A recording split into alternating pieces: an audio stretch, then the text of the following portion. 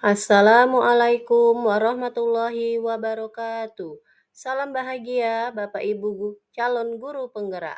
Pada video kali ini saya akan memaparkan tugas aksi nyata modul 2.3 coaching untuk supervisi akademik. Tujuan pembelajaran khusus yaitu CGP dapat mempraktikkan rangkaian supervisi akademik dalam pembelajaran dengan menggunakan paradigma berpikir coaching dan melakukan refleksi terhadap praktik supervisi akademik tersebut. Coaching adalah proses kolaborasi yang berfokus pada solusi, berorientasi pada hasil, dan sistematis di mana coach memfasilitasi peningkatan atas performa kerja, pengalaman hidup, pembelajaran diri, dan pertumbuhan pribadi dari coachee. Coaching juga merupakan salah satu cara untuk mengoptimalkan potensi coachee melalui proses diskusi di mana hubungan antara coach dan coachee adalah mitra. Paradigma berpikir coaching ada 4, yaitu 1. Fokus kepada coachee atau rekan yang akan dikembangkan. 2. Bersikap terbuka dan ingin tahu. 3. Memiliki kesadaran diri yang kuat. 4. Mampu melihat peluang baru dan masa depan. Prinsip coaching ada 3, yaitu 1. Kemitraan. Dalam coaching, posisi coach dan coachee itu adalah mitra. Artinya, posisinya setara, tidak ada yang lebih tinggi ataupun lebih rendah. 2. Proses kreatif. Proses kreatif ini dilakukan melalui percakapan dua arah, memicu proses berpikir coachee, memetakan dan menggali situasi coachee untuk menghasilkan ide-ide baru. 3. Memaksimalkan potensi. Untuk memaksimalkan potensi percakapan perlu diakhiri dengan rencana aksi yang diputuskan oleh coachee. Adapun kompetensi coaching ada 3, yaitu 1. Kehadiran penuh atau presence. Kemampuan untuk bisa hadir seutuhnya bagi coachee sehingga badan, pikiran, dan hati selaras saat melakukan percakapan coaching. 2. Mendengarkan aktif. Seorang coach yang baik akan mendengarkan lebih banyak dengan penuh perhatian dan lebih sedikit berbicara. 3. Mengajukan pertanyaan berbobot. Pertanyaan yang disampaikan mampu menstimulasi pemikiran coachee sehingga coachee bisa menemukan solusi dari permasalahannya. Proses coaching dapat dilakukan dengan menggunakan alur TIRTA. TIRTA merupakan akronim dari T. Tujuan.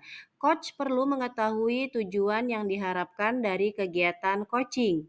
I. Identifikasi. Coach menggali permasalahan yang dihadapi coachee. R. Rencana aksi. Coach membantu coachee dalam menemukan solusi permasalahan melalui rencana aksi. Tanggung jawab, komitmen coachee dalam menjalankan rencana aksinya. Coaching dalam konsep pendidikan. Proses coaching sebagai komunikasi pembelajaran antara guru dan murid.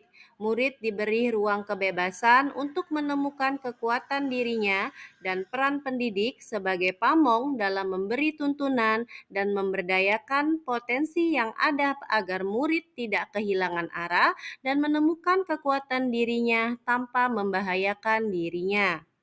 Ing ngarso sung tulodo, ing madia mangun karsa, dan Tut Wuri Handayani menjadi semangat yang menguatkan dalam proses coaching. Supervisi akademik dengan paradigma berpikir coaching. Supervisi akademik perlu dimaknai secara positif sebagai kegiatan berkelanjutan yang meningkatkan kompetensi guru sebagai pemimpin pembelajaran dalam mencapai tujuan pembelajaran, yaitu pembelajaran yang berpihak pada anak. Beberapa prinsip-prinsip supervisi akademik dengan paradigma berpikir coaching meliputi kemitraan, konstruktif, terencana, reflektif, objektif, berkesinambungan, dan komprehensif. Siklus dalam supervisi klinis pada umumnya meliputi 3 tahap, yaitu praobservasi, observasi, dan pasca observasi. Tahap praobservasi. Percakapan praobservasi dalam supervisi akademik memiliki peranan penting, yaitu 1. Membangun kepercayaan guru pada supervisor sebagai profesional dengan perencanaan yang baik. 2. Memberikan pemahaman dan ketenangan mengenai tujuan supervisi akademik. 3. Menciptakan kesepakatan tentang aspek pengembangan yang akan diobservasi, memberikan rasa percaya diri dan motivasi internal. Supervisor menyampaikan tujuan supervisi, guru memaparkan rancangan pembelajaran, dan bersama-sama menetapkan sasaran observasi. Percakapan dilakukan dengan suasana santai dan semangat positif. Adapun percakapan antara supervisor dengan guru pada tahap praobservasi sebagai berikut. Selamat siang Bu Wiga. Selamat siang Bu Septi. Apa kabarnya hari ini Bu Wiga? Alhamdulillah baik. Alhamdulillah baik. Ya. Baik Bu Wiga, seperti yang sudah saya kasih tahu Bu Wiga, bahwa hari ini saya akan mengadakan supervisi akademik. Jadi saya akan, sebelum melakukan supervisi akademik, saya akan melakukan coaching terkait tentang pertanyaan pra atau sebelum kita melakukan supervisi akademik. Nah, di sini Bu Wiga perlu diketahui, adapun tujuan supervisi akademik ini untuk membantu Ibu Wiga dalam mengembangkan dan meningkatkan kompetensi Ibu Wiga sebagai guru. Nah, jadi pada obrolan kita hari ini kita akan melihat sejauh mana kesiapan Ibu Wiga dalam melaksanakan kegiatan pembelajaran. Nah, jadi Bu Wiga, saya ada beberapa pertanyaan. Pertanyaan yang pertama, kalau dari obrolan kita, apa yang ingin Ibu harapkan sebelum Ibu melakukan pembelajaran? Oh, jadi kan hari ini kebetulan kita memang pembelajarannya saya mau gantikan guru yang berkaitan. Jadi itu mengenai organ tubuh pada anak, ini pada siswa kelas 1. Bukan hanya tahu apa saja anggota tubuh mereka, tapi saya harap mereka itu bisa tahu gimana, apa sih fungsi dari organ tubuh mereka itu. Berarti yang diharapkan Bu Wiga di sini siswa tidak hanya memiliki pengetahuan tentang anggota tubuhnya, tetapi juga mereka atau siswa tadi diharapkan bisa mengetahui fungsi dari anggota tubuhnya. Oke, Bu Wiga. Nah, kalau saya boleh tahu, nanti Ibu akan memberikan mata pelajaran apa pada saat melakukan supervisi akademik Bu Wiga? Kebetulan kita akan mengambil pembelajaran bahasa. Karena selain itu kita ada baca dan juga tulisnya. Oke, berarti nanti Ibu Wiga pada saat supervisi akademik akan mengajarkan mata pelajaran bahasa Indonesia. Nah, lantas apa saja tujuan pembelajaran yang ingin Ibu Wiga capai? Pertama, tujuannya adalah agar siswa mengenal apa saja anggota tubuhnya. Kemudian mereka dapat menyebutkan anggota tubuhnya yang di kepala apa, yang di badan apa, yang di kaki apa. Kemudian mereka bisa juga menyebutkan fungsi dari setiap organ tubuh mereka dan bagaimana cara merawatnya. Oke, berarti pada pelajaran bahasa Indonesia, siswa tadi diharapkan dapat menyebutkan anggota yang ada pada tubuhnya. Kemudian juga siswa tadi dapat menyebutkan fungsi-fungsi dari bagian tubuhnya. Lalu bagaimana cara menjaga atau merawat bagian tubuhnya. Begitu ya Bu Wiga ya. Oke, nah kemudian agar tujuan ini tercapai Bu Wiga, metode apa yang akan digunakan pada kegiatan pembelajaran tersebut? Metodenya kita untuk kelas 1 lebih ke diskusi dan juga bisa dari penjelasan dari guru juga bisa. Oke, berarti karena kelas 1 tadi kita lakukan pembelajaran kelompok dengan membimbing mereka berdiskusi dan adanya penjelasan tambahan dari guru ya Bu Wiga ya. Nah, lalu alasan Ibu Wiga memilih metode pembelajaran ini apa Bu? Karena anak kelas 1 itu dunianya masih bermain. Mereka kalau kita ngomong terus mereka tidak akan fokus. karena pasti mereka dikit-dikit mengadu, ibu si ini kayak gini, ibu si ini seperti itu. Jadi bagaimana cara agar meningkatkan interaksi antar anak itu. Oke, jadi alasan ibu memilih metode diskusi tadi karena dunia anak tadi masih bermain, sehingga di sini kita harus lebih mendekatkan interaksi antara guru dan siswa. Begitu ya Bu Iga ya? Oke. Nah, lantas apa sumber belajar yang akan ibu pakai berupa alat dan bahan pada kegiatan pembelajaran tadi? Kalau misalnya alat dan bahan, sebenarnya kita bisa dari karena organ tubuh, kita bisa menggunakan tubuh anak itu sendiri, karena mereka lebih nyata. Mana kepala kamu tanpa ditunjukkan gambar, mereka bisa nunjuk, ini kepala saya Bu, ini mata saya, ini hidung saya, ini mulut saya. Kemudian untuk dari cara merawat, apa saja perilaku yang sebaiknya dihindari untuk menjaga organ itu, kita bisa menggunakan video, karena anak pasti tertarik dengan yang namanya nonton atau film itu. Oke, baik sekali Bu Iga ya. Jadi sumber alat dan bahannya itu yang paling utama itu dari anggota tubuh dari anak siswa itu sendiri. Kemudian bisa kita tambah dengan nonton sebuah video mengenai anggota tubuh daripada seorang anak ya Bu Iga ya. Iya, menarik sekali Bu Iga. Kemudian materi apa yang dianggap sulit menurut Ibu pada saat diterapkan di kelas? Untuk materi mungkin yang sulit itu ada bukan sebagian besar, tapi sebagian kecil yang mereka masih belum bisa mengatakan kembali apa fungsinya. Mereka tahu tapi mereka tidak bisa mengatakan kembali fungsi-fungsi organ tubuhnya. Oke, berarti di sini kesulitan siswa untuk menyampaikan pelajaran yang telah kita jelaskan. Tapi ketika kita bertanya kepada siswa, siswa tersebut bisa menjawab. Iya, benar sekali Bu Wiga. Itu salah satu kekurangan daripada siswa, apalagi siswa kelas 1 ya Bu Wiga ya. Oke. Nah, coba tolong Ibu ceritakan tahapan-tahapan pembelajaran yang akan Ibu lakukan di kelas. Untuk tahapan kebetulan karena ini setelah formain, setelah juga, jadi kita tidak ada doa lagi karena sudah doa di pagi hari. Jadi pembelajarannya langsung melakukan persepsi mengenai pembelajaran sebelumnya. Kemudian kita jelaskan tujuan pembelajaran kita hari ini. Kemudian kita meningkatkan motivasi siswa terlebih dahulu. Baru kita masuk ke kegiatan inti. Kegiatan inti dari mana anak menunjukkan bagian organ tubuh di tubuhnya. Kemudian menyebutkan apa saja, kemudian kita nonton video, kemudian anak menyampaikan kembali apa fungsi dan bagaimana cara merawatnya. Kemudian di terakhir kita bisa melakukan refleksi dan juga tanya jawab. Oke, berarti tahapan-tahapan yang Ibu lakukan pada saat melakukan pembelajaran itu sudah runtun dan sistematis ya Bu ya. Ada mulai persepsi, memotivasi siswa, kemudian masuk kegiatan inti dengan menunjukkan bagian tubuh anak beserta fungsinya, lalu di kegiatan akhir melakukan refleksi. Oke, baik sekali Bu Wiga. Nah, kemudian dari beberapa tahapan tadi, kompetensi apa yang bisa? Tahap observasi. Observasi kelas merupakan pengamatan objektif oleh supervisor saat guru mengajar. Tujuannya adalah mengumpulkan data terkait pengembangan yang disepakati sebelumnya. Observasi dilakukan bersama guru, dimotivasi oleh kebutuhan murid dan pengembangan potensi guru. Pengamatan menggunakan instrumen yang telah ditetapkan dan berfokus pada sasaran yang disepakati. Observasi kelas menjadi langkah kunci dalam proses supervisi akademik yang berorientasi pada pengembangan kompetensi guru. Adapun kegiatan observasi yang dilakukan sebagai berikut.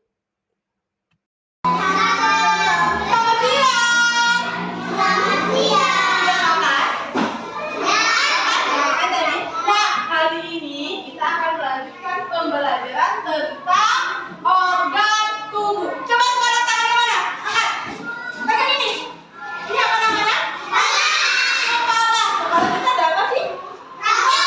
Ada apa sih? Ada apa? Alis. Ini apa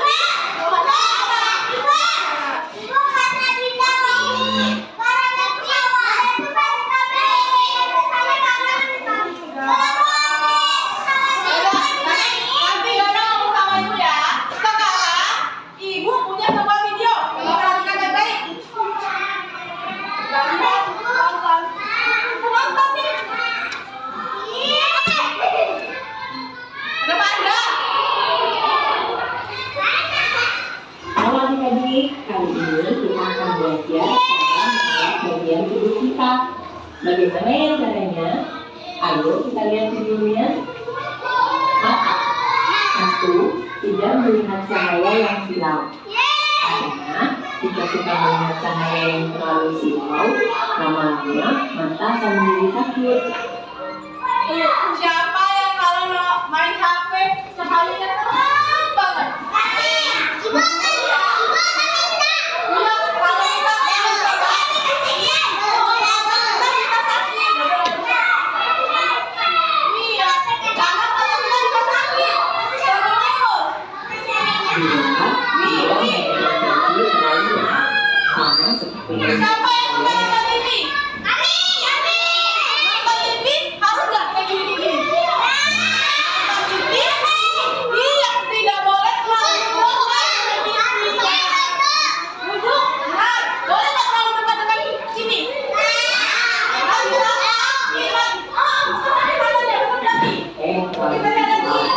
Jika kita mengikuti mata kita akan menjadi sakit mata dan gangguan tidur.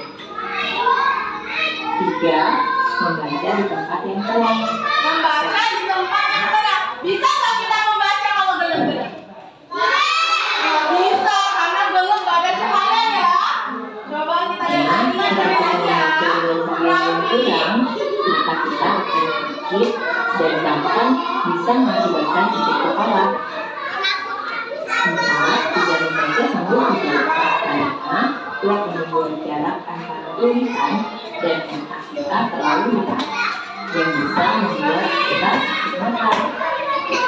5. Siapa yang kemarin sudah membersihkan telinga?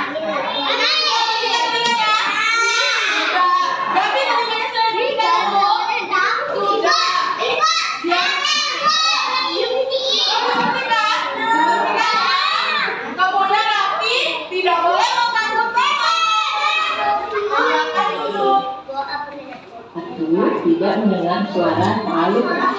Jika kita mendengar suara yang terlalu keras, kita harus segera menutup telinga kita supaya telinga kita tidak sakit.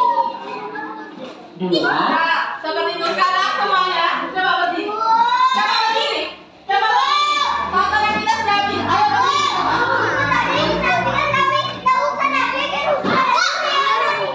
Oke, sekarang perhatikan nih. Sekarang semuanya coba berdiri di tempatnya masing-masing. Bukan, kita bukan pulang. Tapi tempat dudukmu di mana? Di sana duduk. Sekarang. Pernah dengar lagu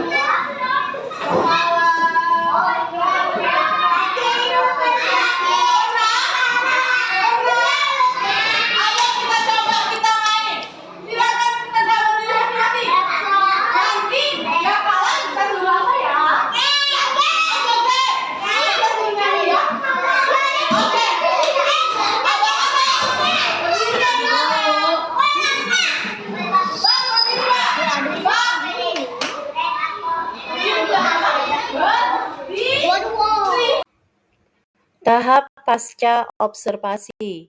Percakapan pasca observasi merupakan tahap penting dalam supervisi akademik.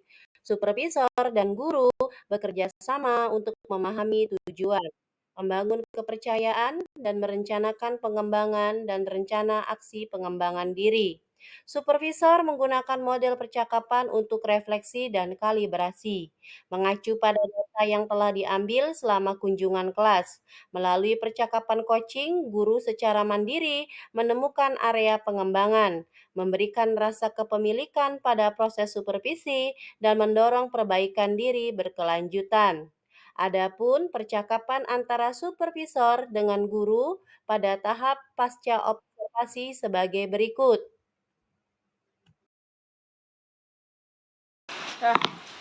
Oke, baik Ibu Wiga. Nah, tadi kan Ibu Wiga sudah melakukan serangkaian proses supervisi akademik. Iya, jadi pada awal sebelum melakukan proses supervisi akademik, saya sudah mengajukan pertanyaan pra-supervisi. Nah, langkah selanjutnya ketika supervisi akademik dilakukan, maka juga saya akan mengajukan pertanyaan pasca supervisi. Baik Bu Wiga. Nah, karena tadi sudah menjalankan proses supervisi akademik, jadi saya ingin bertanya, bagaimana pendapat Ibu Wiga atau penilaian Ibu Wiga tentang performa atau penampilan Ibu Wiga dalam melakukan pembelajaran tadi di kelas? Untuk penilaian mungkin saya menyadari sendiri kekurangan sendiri, karena kebetulan saya tidak memegang kelas rendah, hanya menggantikan. Jadi saya belum terlalu dekat dengan siswa tersebut. Jadi mungkin perhatian anak tuh kurang kepada saya. Berarti di sini bagaimana Ibu meningkatkan ketertarikan siswa dengan Ibu supaya adanya interaksi antara guru dengan siswa, sehingga nanti kegiatan proses pembelajaran bisa berjalan lancar ya Bu Wiga ya. Nah, kemudian apa indikasi atau tanda-tanda yang membuat Ibu merasa demikian, merasa seperti itu ketika melakukan pembelajaran di kelas? Karena ada anak yang bermain. Karena ketika anak fokus, mereka akan lebih tertarik kepada kita daripada permainannya sendiri. Jadi indikasinya atau ciri-cirinya itu ditandai kalau anak itu bermain, berarti ketika kita menjelaskan pelajaran berarti anak itu merasa kurang tertarik dengan kita. Tetapi ketika anak itu penuh perhatian mengikuti proses pembelajaran, berarti di situ interaksi antara guru dan muridnya sudah mulai terjalin. Seperti itu ya Bu Wiga ya. Nah, kemudian Bu Wiga, apakah proses pembelajaran sudah sesuai dengan yang direncanakan Bu Wiga? Sebagian besar sudah, cuman memang ada beberapa yang tidak sesuai, karena bagaimanapun kita tahu RPP itu adalah rancangan, sedangkan di kelas pasti tidak akan 100% sama.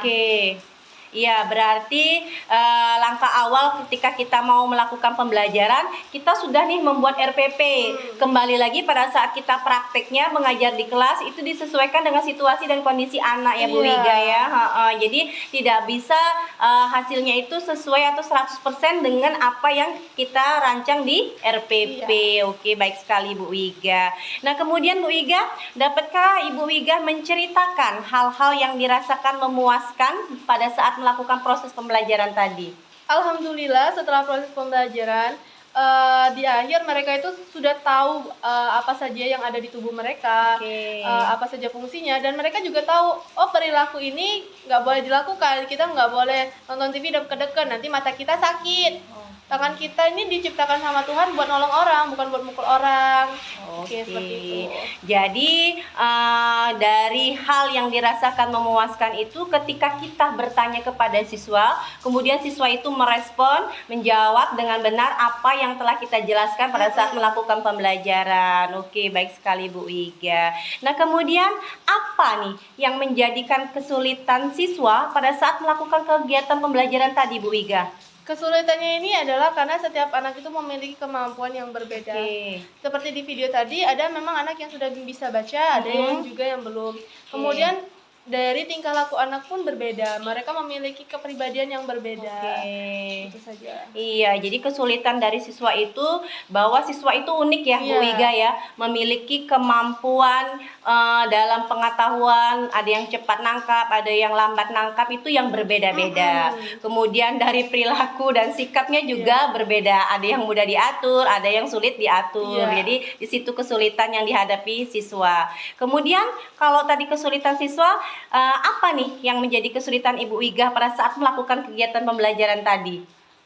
Yang menjadi kesulitan pembelajaran mungkin karena keterbatasan waktu juga, jadi tidak bisa terlalu full. Kemudian karena situasi juga kita tidak bisa memutarkan video secara full, jadi langsung ke diskusinya. Oke, jadi di sini manajemen waktu ya Bu Wiga ya. Kalau seandainya mungkin waktunya itu lebih banyak lagi, mungkin kegiatan pembelajaran di kelas bisa lebih maksimal. Oke Bu Wiga. Nah selanjutnya Bu Wiga, adakah alternatif atau solusi lain untuk mengatasi kesulitan yang Ibu hadapi tadi? Mungkin untuk menghadapi ini kita perlu persiapan, kita perlu penyiapan media yang beragam karena bagaimanapun kemampuan anak itu berbeda. Oke, berarti kita harus lebih prepare ya Bu Wiga ya dalam menyiapkan mungkin media, metode pembelajaran yang beragam yang disesuaikan dengan kebutuhan dari siswa yang berbeda-beda. Oke, baik Bu Wiga. Nah, dengan demikian apa yang akan Ibu lakukan untuk pembelajaran berikutnya? Untuk pembelajaran berikutnya tentu saja kita melihat dari pembelajaran hari ini. Kira-kira apa kemampuan anak yang belum, itu besok akan kita ulangi lagi, kita berikan penjelasan lagi. Untuk pembelajaran selanjutnya tentu kita harus mempersiapkan rancangan pembelajaran yang lebih baik, persiapan yang lebih baik, media yang lebih baik, dan juga meningkatkan keterlibatan siswa. Oke, berarti untuk langkah kedepannya ya, untuk perbaikan pembelajaran kedepannya, kita harus pertama menyiapkan rancangan pembelajarannya lebih baik dari sebelumnya. Salah satunya mungkin inovasi dalam metode pembelajarannya Bu Wiga ya. Kemudian kita juga harus berinteraksi dengan siswa agar kegiatan pembelajaran di dalam kelas tadi bisa berjalan sesuai harapan dan hasilnya juga akan maksimal. Oke Bu Wiga, baik sekali jawaban-jawaban yang diberikan Ibu Wiga setelah melakukan kegiatan supervisi akademik. Kemudian saya mencoba bertanya beberapa pertanyaan pasca supervisi, dan dari jawaban-jawaban Ibu Wiga berarti sudah mendekati ke arah sempurna kegiatan pembelajaran yang telah dilakukan Ibu Wiga. Sekali lagi saya mengucapkan terima kasih Bu Wiga karena sudah berkenan melakukan supervisi akademik. Sama-sama Ibu Septia. Demikianlah pemaparan video dari saya. Sebelumnya, izinkanlah saya menyampaikan sebuah pantun. Ibu ke pasar membeli buah kueni.